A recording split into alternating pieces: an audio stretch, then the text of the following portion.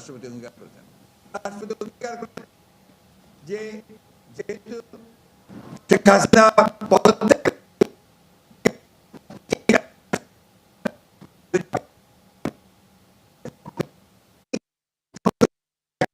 সংসদ যেটা ২০ ঘন্টার মধ্যেই এই কাজগুলো সমাধান করতে হবে।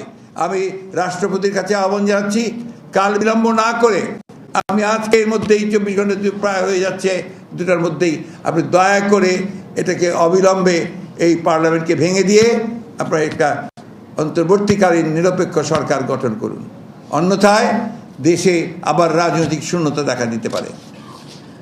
আমি ধন্যবাদ জানাতে চাই আমাদের দেশপ্রেমিক সশস্ত্র বাহিনীকে। তারা যে ভূমিকা রেখেছেন, তারা নিঃসন্দেহে এই দেশের রক্ষার্থে, তার স্বাধীনতার সার্বভৌমত্ব রক্ষার্থে তারা আবার তাদের একটা ঐতিহাসিক ভূমিকা পালন করেছেন। সেটাকে সুদৃঢ় করতে হবে এবং সেই জন্য জনগণের সমর্থন তাদের প্রয়োজন রয়েছে। আমি তাদের প্রতি আহ্বান জানাবো যে আপনারা অতি দ্রুত আপনাদের সেই দায়িত্ব সেটাকে সুদৃঢ় করতে হবে, সেই জন্য জনগণের সমর্থন তাদের প্রয়োজন রয়েছে। আমি তাদের প্রতি আহ্বান জানাবো যে আপনারা অতি দ্রুত আপনাদের সেই দায়িত্ব পালন করবেন দৃঢ়তার সঙ্গে। হ্যাঁ, এবং আপনাকে যেটা আমরা আগেও বলেছি, আবারও বলছি যে রাষ্ট্রপতি এবং সশস্ত্র বাহিনীর প্রধানেরা তারা সবাই একমত হয়েছেন যে তারা অবিলম্বে তারা দেশনেত্রী বেগম খালেদা জিয়ার মুক্তি দেবেন এবং সেই সঙ্গে আমাদের যারা এই আন্দোলন চলাকালীন সময়ে মিথ্যা মামলায় যাদেরকে আটক করা হয়েছে তাদের সকলকে মুক্তি দেওয়া হবে। একই সঙ্গে অন্যান্য যে সমস্ত মিথ্যা মামলায় দীর্ঘকাল ধরে আমাদের যে সমস্ত নেতাকর্মীদের রাজনৈতিকভাবে আপনার সাজা দিয়ে আটক করা হয়েছে তাদেরকেও মুক্তি দেওয়ার সমস্ত প্রক্রিয়া তারা চূড়ান্ত করবেন, এগুলো তাদের কমিটমেন্ট। সুতরাং আমরা আশা করব এই বিষয়গুলোতে দ্রুততার সঙ্গে হবে।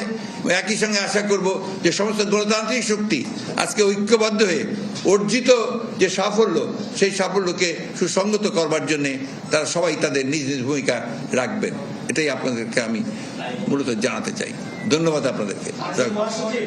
এবং আরেকটি কথা বলি, যেটা অবশ্য আগাম কথা হচ্ছে, আমরা জানাবো আপনাদেরকে, আমরা তো আগামীকাল একটা সমাবেশ করতে পারি, আমরা সেটা সময় মতো জানাবো। জি,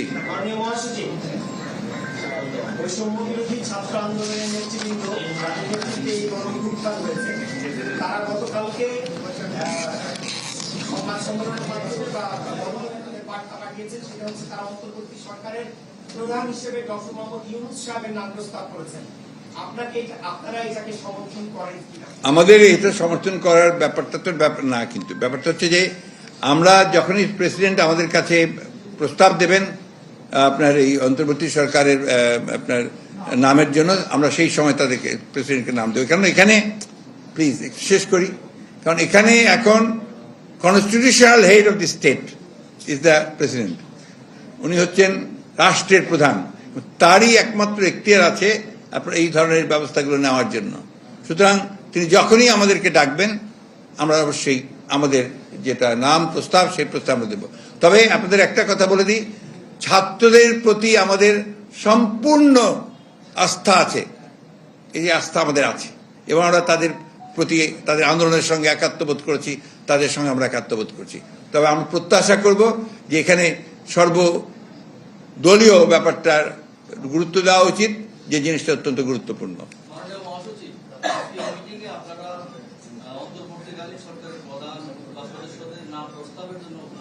না না, আমরা সেটার কোনো নাম স্থির করিনি, এটা যখন করবো আপনারা জানতে পারবেন।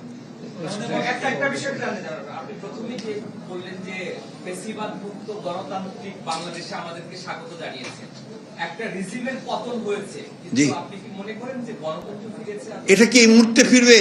এটা কি এত সহজ? এই 50 বছরে সেই গণতন্ত্রকে এস্টাবলিশ করা যায়নি। সুতরাং এটা তো সূচনা। আর কিন্তু এখন আমরা রাহু মুক্ত হয়েছি। আমরা একটা ফ্যাসিবাদের যে মূল হোতা জনগণ তাকে সরিয়েছে, সে পালিয়ে গেছে, জনগণ তাকে বিতাড়িত করেছে। সেইখানে আপনার এটা একটা বড় বিজয় নিঃসন্দেহে, সেই বিজয়টাকে কনসিডার করতে হবে।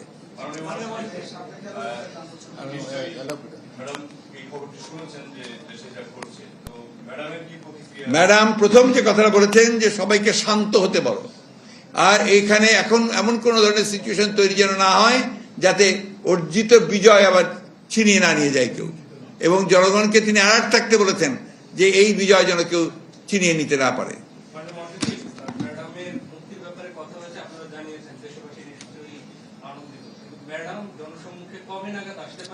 উনি যখন নিজেকে মনে করবেন যে শি ইজ ফিট, তিনি অত্যন্ত অসুস্থ, আপনারা জানেন, আমরা কাল রাতেই তার সাথে দেখা করেছি,